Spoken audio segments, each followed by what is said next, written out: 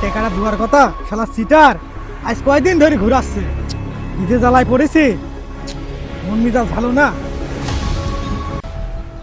কিরে বন্ধু, তোর কি হয়েছে? আজ কয়েকদিন ধরে ফোন দিচ্ছি, ফোনে পাওয়া যাচ্ছে না, খোঁজ খবর নাই। তোর কি হয়েছে? মন খারাপ করে বসে রয়েছিস?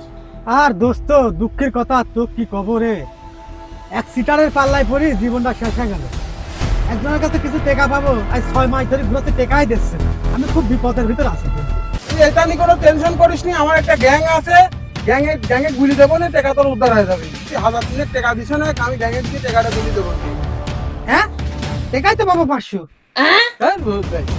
500 টাকা তো প্রতিদিন আমার বিড়ি খাতি শেষ হয়ে যায়, বুঝাই 500 টাকা টেনশন করছে।